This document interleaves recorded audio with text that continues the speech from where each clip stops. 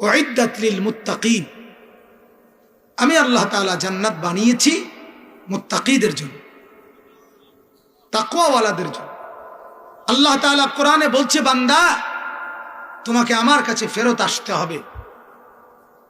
এবং হাদিসে নবীজি বলছে, ইন্নাল্লাহা সায়ুকাল্লিমুহু, হাশরের ময়দানে আল্লাহ তাআলা প্রত্যেকটা বান্দাকে একজন একজন করে, ফারদান ফারদান, একজন একজন করে, অকুল্লুহুম আতিহি ইয়াউমাল কিয়ামাতি ফারদা।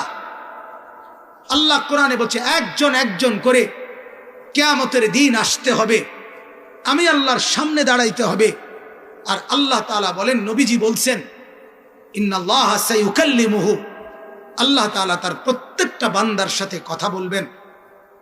লাইসা বাইনাহু ওয়া বাইনাহু তারজুমান, আল্লাহর মাঝে আর ওই বান্দার মাঝে কোনো পার্থক্য, কোনো দোভাষী থাকবে না। আল্লাহ তাআলা নিজেই বলবেন আমল নামা ধরে ধরে, লিমা ফাআলতা হাদা, আমার বান্দা এটা কেন করলা, লিমা তারাকতা হাদা, আমার বান্দা এটা কেন ছাড়লা, এই আমার বান্দা বছরের পর বছর ফজরের নামাজের সেজদা কেন দিলা না, এই আমার বান্দা রাতের পর রাত উলঙ্গ ছবি কেন দেখলা, লিমা, বলো কেন কেন কেন বলো। সেদিন দোস্ত তুমি কি বলবা, আমি কি বলবো, বলো ভাই, বলো ভাইয়া, কি বলবা তুমি। অতএব আল্লাহ তাআলা কোরআনে বলছেন, আন্না আযাবি আলীম, আমার বান্দা আমার আযাব বড় কঠিন আযাব, নিজে আল্লাহ বলছে। আল্লাহ তাআলা বলেন, ইন্নাল্লাহা সারিউল হিসাব, আমি দ্রুত হিসাব গ্রহণকারী। আল্লাহ তাআলা বলছেন, আমি শাদীদুল ইকাব, কঠোর শাস্তিদাতা। অতএব আমার বাপ, ইত্তাকুল্লাহ, আল্লাহকে ভয় করো, সর্বাবস্থায় দিলে রাখো যে আল্লাহ আমাকে দেখছেন, আমি মাওলার নজরে আছি। এই কথা হাটে কিংবা মাঠে, ঘাটে কিংবা বাজারে, রাতে কিংবা দিনে, প্রকাশ্যে কিংবা গোপনে, একাকী কিংবা জনসম্মুখে, কোনো অবস্থাতেই ভুলে না যাওয়া, বরং 24 ঘন্টা আমি আল্লাহ তাআলার নজরে, আল্লাহকে ভয় করা, আল্লাহকে নজরে রাখা, এই দিলে বসানো, এটা জরুরি। শুনবার ক্ষেত্রে আদব, জুতা খোলা, 1। 2 নাম্বার, আমাদের প্রিয় নবী সাল্লাল্লাহু আলাইহি ওয়াসাল্লাম, তার কাছে হযরতে জিবরিল আলাইহিস সালাম, যিনি ওহী নিয়ে আসতেন, জিবরাইল, তিনি 2 ভাবে আসতেন। অধিকাংশ সময় অদৃশ্যভাবেই আসতেন, মাঝে মধ্যে মানুষের আকৃতি ধরে আসতেন। মানুষের আকৃতি ধরে যখন আসতেন, তখন রাসূলুল্লাহ সাল্লাল্লাহু আলাইহি ওয়াসাল্লামের কাছে হাঁটু ফেলে আদবের সাথে, বিনয়ের সাথে নবীজির সামনে বসতেন। এরপর নবীজির সাথে কথোপকথন করতেন। এটা সব হাদিসের কিতাবে আছে। এর দ্বারা বোঝা গেল, আল্লাহ মেহেরবানি করে, এর দ্বারা বোঝা গেল সুন্নাতের কথা, রাসূলুল্লাহ সাল্লাল্লাহু আলাইহি সাল্লামের সাথেও কথোপকথন বসে শুনতে হয়। এই 2টা কথা মিলায়া আমরা এটা বুঝি, কোরআন এবং সুন্নাহর আলোকে আল্লাহর কথা, কোরআনের কথা, ওয়াহি, জুতা খুলে বসে শোনা উচিত। পৃথিবীর আর 10টা পড়া বা শোনার সাথে এটা তুলনা নয়। এজন্য দয়া করে যারা দাঁড়িয়ে আছেন, আপনাদেরকে লক্ষ্য করেই মূলত এটা বলছি। এজন্য এখনো এখানে বসার মতো প্রচুর জায়গা আছে। আমরা দেখতে পাচ্ছি যে এখানে এখনো অনেক জায়গা, আরো 200 মানুষ অনায়াসেই এখানে বসতে পারবে। এজন্য বাইরে প্যান্ডেলের বরাবর কমপক্ষে দাঁড়িয়ে না থেকে যার যতটুকু সম্ভব শুনবেন, বসে শুনে। ভাই আপনারা বসেন, এই যে ভাই জাম্পারওয়ালা ভাই,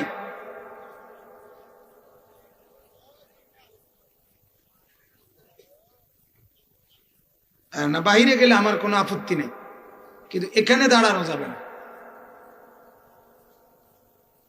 মাশাআল্লাহ, ওইখানেই বসেন, অসুবিধা নাই, যেভাবে সুবিধা হয়, কমই হোক। আল্লাহ তাআলার কথা কম শুনলেও আপত্তি নেই, কমেও নেকি, বেশিতেও নেকি। সুবহানাল্লাহ একবার বললেও নেকি, 100 বার বললেও নেকি। অতএব এটা আদব, এর দ্বারা আপনার ভেতরে আল্লাহর কথার আসর হবে, প্রভাব ফেলবে।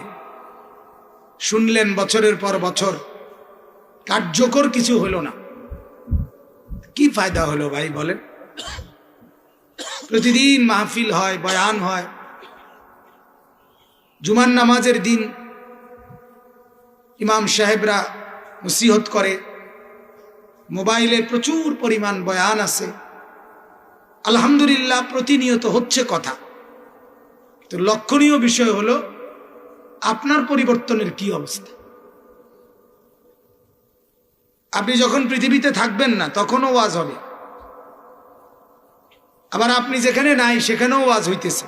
আপনি তো এখন রংপুর নাই, ঢাকা নাই, আপনি এখানে, সেখানে ওয়াজ হচ্ছে না, কথা বলেন না। তাহলে কি বোঝা গেল? আল্লাহর কথা তো চতুর্দিকেই হচ্ছে, হতেই থাকবে ইনশাআল্লাহ। আপনার হালাত কি? আমার পরিবর্তন কদ্দুর হইল, আমি পেলাম কি? এটাই আমার মূল বক্তব্য, এটা বোঝা দরকার।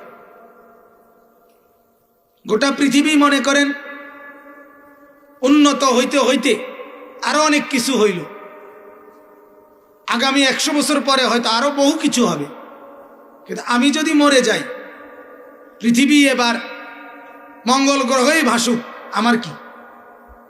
কথা বলেন না, আমার উপকার কি? আমার ফায়দা কি?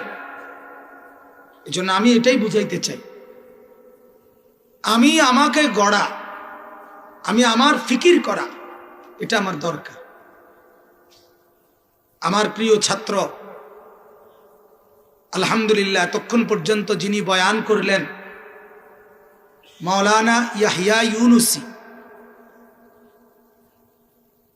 অনেক আদরের ছাত্র। আজকের মাহফিলের যিনি প্রধান আলোচক, মূল আলোচক, হযরত মাওলানা মুফতি সাঈদ আহমদ সাহেব, বাংলাদেশের একটি ঐতিহ্যবাহী গজল শিল্পী গোষ্ঠীর কলরব এর প্রধান পরিচালক। আলহামদুলিল্লাহ তিনি আসছেন অনেকক্ষণ হয়, আমি দেখা করে আসছি, কথা বলে আসছি। তা আমারে বলতেছে যে যে বয়ান করতেছে হে হুবহু আপনারই মতো। তাই বললাম মাশাআল্লাহ, আমি তো মনে করছি আপনিই বলতেছেন। এ শেষ যে কথাটা বলছে আমি এসে শুনছি, লাস্টে বলতেছিল যে কথা, হাসরের দিন বহু মানুষ বলবে আল্লাহ, আমার ছেলে, আমার মেয়ে, আমার ভাই, আমার বন্ধু, আমার এলাকাবাসী, আমার আত্মীয়, আমার স্বজন সব নিয়ে নেন, বিনিময়ে আমাকে বাঁচায় দেন। বলবে কিনা? কোরআনের আয়াত, লাউ ইফতাদি বিবানি ইয়াওয়াদ্দুল মুজরিম। পাপী নাফরমান বলবে আল্লাহ সব নিয়ে নেন, আমাকে বাঁচায়, আমাকে বাঁচায়।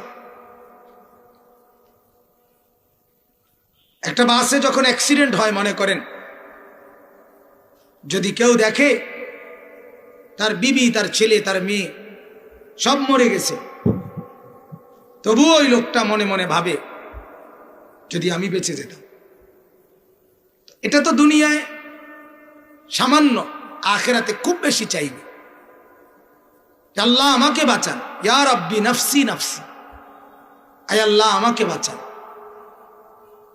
হযরতে মূসা নবীর মতো নবী কিতাবে আছে, তিনি পর্যন্ত বলবেন হাসরের দিন, লা আসআলুকা আল-ইয়াওমা উম্মি ওয়ালা উখতি বাল আসআলুকা আল-ইয়াওমা নফসি। আল্লাহ, আজ হাসরের ময়দানে আমি আমার মাকে চাই না, বোনকে চাই না, আমি আমার নিজেকে বাঁচাইতে চাই। এজন্য বাপ, আমার বলার উদ্দেশ্য এটা, বর্ণাঢ্য আয়োজন, বিশাল মাহফিল, অগণিত বক্তা, অনেক কিছু, এটা মূল বিষয় না। মূল বিষয় হলো আমার কি হলো, আমার কি হলো, আমার হালাত কি। এই শত শত যুবক, লক্ষ্য করার বিষয় তাদের জিন্দেগির পরিবর্তন হচ্ছে কিনা। প্রথম কাতারের মুসল্লি, মসজিদে প্রথম কাতারে 30 বছর ধরে উনি প্রথম কাতারেই নামাজ পড়ে, অথচ দুর্ভাগা চাচার এখনো বিড়ি খাওয়ার অভ্যাসটাই ছোটে নাই। তাহলে চাচার হলোটা কি বলেন? এই চাচার অর্জন কি? তাই আজকে 30 বছর প্রথম কাতারে নামাজ পড়ে, এখনো কথা বললে গালি ছাড়া কথা কইতে পারেন, কথা আটকায় যায়। আমার জন্য ওই যে গলা আটকায় যাচ্ছে, দেখছেন না? খেয়াল করেন নাই?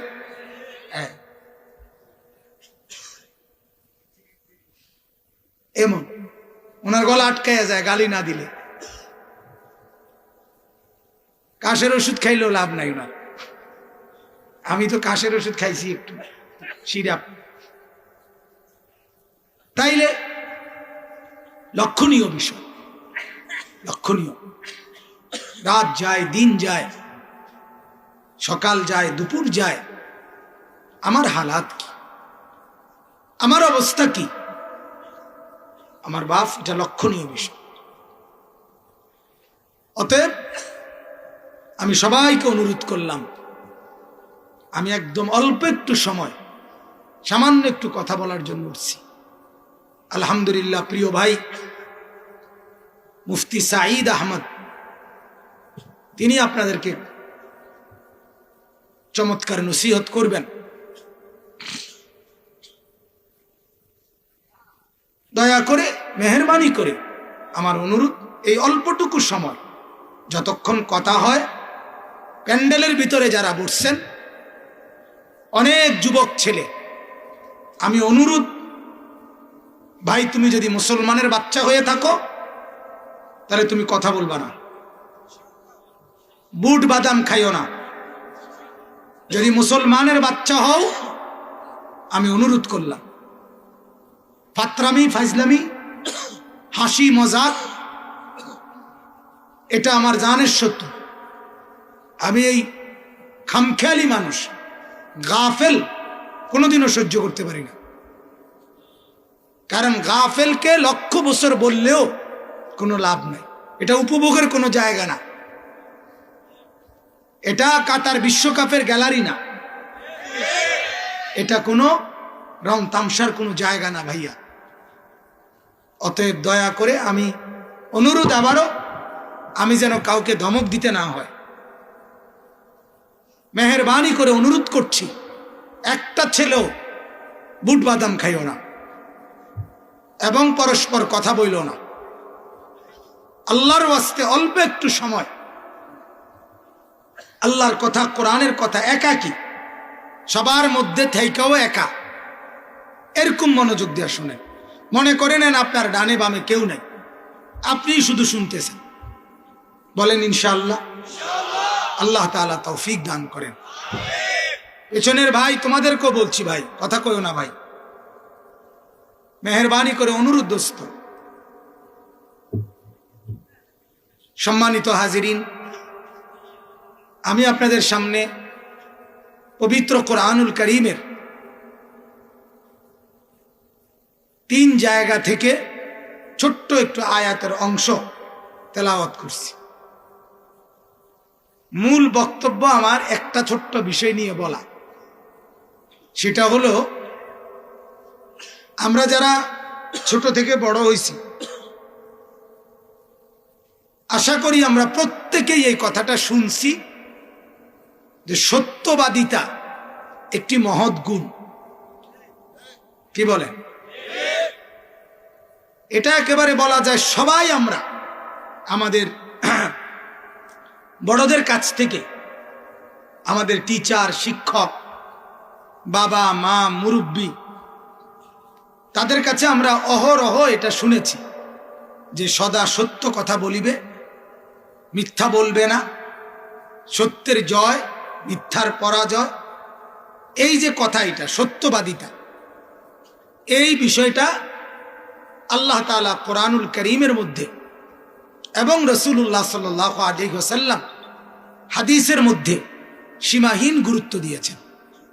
শুধু আমি এই একটা কথাই, as-sidq, আরবি শব্দ সিদক, সিদকুন, সা দাল বড় কাফ, সিদকুন, সত্যবাদিতা, এইটার উপরে কয়েকটা কথা বলতে চাই।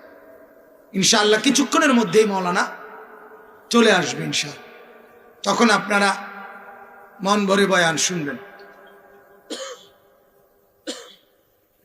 সিদক, সত্যবাদিতা, এটা একটা মহৎ গুণ। সর্বপ্রথম আমি যে আয়াত পড়ছি সূরা তাওবা, এই সূরা থেকে আল্লাহ তাআলা বলেন, ইয়া আইয়ুহাল্লাযীনা আমানু, হে ঈমানদারগণ, হে মুমিনগণ, ইত্তাকুল্লাহ, সর্বাবস্থায় আল্লাহকে ভয় করো। কি করো? বলেন বলেন, আল্লাহকে ভয় করো, তাকওয়া অর্জন করো, তাকওয়া অর্জন করো। এটা একজন মুমিনের প্রতি, সমস্ত ঈমানদারের প্রতি, জওয়ান বুড়ো সকলের প্রতি আল্লাহ তাআলার আদেশ, তাকওয়া অর্জন করো। তাকওয়া ঈমানের পরে মুমিনের সর্বশ্রেষ্ঠ পুঁজির নাম হলো তাকওয়া।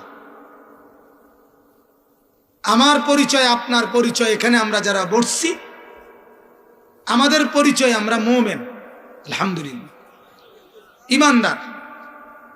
এখন আমাদের সবচেয়ে বড় পুঁজি, সম্পদ, অর্জন, এটার নাম হলো তাকওয়া। তাকওয়া, আল্লাহ তাআলা বলেন ঈমান আর তাকওয়া, এই দুইটা আমারে বুঝাইয়া দিবা, আমার জান্নাত আমি তোমারে বুঝাইয়া দেব। ভিসা আর পাসপোর্ট দেখাবা, ইমিগ্রেশন পার করে দেব। ঈমান আর তাকওয়া দেখাইবা, আমি আল্লাহ তাআলা জান্নাত দিয়ে দেব। কোরআনুল কারীমে আল্লাহ তাআলা বলেন, উইদ্দাত লিল মুত্তাকিন, আমি আল্লাহ তাআলা জান্নাত বানিয়েছি মুত্তাকিদের জন্য, তাকওয়াওয়ালাদের জন্য। তাকওয়া কি জিনিস? তাকওয়া মৌলিকভাবে তিন কথা। এক, তারকুল মুনকারাত, আল্লাহ তাআলা যা নিষেধ করেছেন তা ছেড়ে দেওয়া। ফি'লুল খায়রাত, আল্লাহ তাআলা যা করতে বলেছেন তা করতে থাকা, এবং সর্ব অবস্থায় কলিজার ভেতরে আল্লাহ তাআলার ভয় রাখা, এটাই তাকওয়া। সারাক্ষণ খেয়াল করা, আমাকে আল্লাহ দেখতেছে। কে দেখতেছে? আল্লাহ দেখতেছে। আল্লাহ তাআলা নবীজি সাল্লাল্লাহু আলাইহি ওয়াসাল্লামকে কোরআনে বলেন, আল্লাযী ইয়ারাকা হিনা তাকুম, নবী আপনি যখন নামাজে দাঁড়ান, আমি আল্লাহ সরাসরি এই দুই চোখে, কুদরতি চোখে আপনাকে দেখি। ওয়া তাকাল্লুবাকা ফিস সাজিদিন, আল্লাহ তাআলা বলেন আপনি যখন আমার নামাজি বান্দাদের সাথে উঠা বসা করেন, চলাফেরা করেন, আমি আপনাকে দুই চোখে আমি দেখি। কি করেন, কোথায় চলেন, কোথায় বসেন, কার সঙ্গী হন আমি দেখি। এই যে আল্লাহ তাআলাকে এটা মনে করা যে আল্লাহ আমাকে দেখছেন। আমি 24 ঘন্টা আল্লাহ তাআলার নজরে। কার নজরে বলেন? ইন্নাল্লাহা লা ইয়াখফা আলাইহি শাইউন ফিল আরদি ওয়ালা ফিস সামা। আল্লাহ তাআলা বলেন 7 তবক জমিনের নিচে 7 আসমানের উপরে কোনো কিছু নাই আমার গোপনে। আমি আল্লাহর আড়ালে 7 তবক জমিনের নিচে যেই পিঁপড়া হাঁটে, 7 আসমানের উপরে যেই ফেরেশতা হাঁটে, আল্লাহ তাআলা বলেন উভয়কেই আমি সমান চোখে দেখি। আল্লাহ তাআলা বলেন, আমি তাড়াতাড়ি বলতেছি শুধু ব্যাখ্যা ছাড়া। আল্লাহ তাআলা বলেন ওয়াহুয়া মাআকুম আইনামা কুনতুম। আমার বান্দা তুমি যেখানেই থাকো না কেন আমি কিন্তু তোমার সাথেই আছি। আল্লাহ তাআলা বলেন ইয়ালামু খাইনাতাল আয়ুন ওয়া মা তুখফিস সুদূর। আমার বান্দা চোখ সামনের দিকে রাইখা ডানে বামে বাঁকা চোখে তুমি যা দেখো আমি আল্লাহ তাআলা কিন্তু তা পুরাপুরি জানি। চোখ তো সামনে, কেউ বুঝে নাই, বাঁকা চোখে তুমি রাস্তার পাশের নারী মহিলা তাকে দেখছ, চোখ ঘুরাও নাই আর কি, এমনি চাও নাই আর কি, একটু ঘুরিয়া চাইছো আর কি, তাকাইয়া টেরা চোখে। আল্লাহ তাআলা বলেন মানুষ না বুঝলে কি হবে, আমি বুঝেছি, আমি বুঝছি।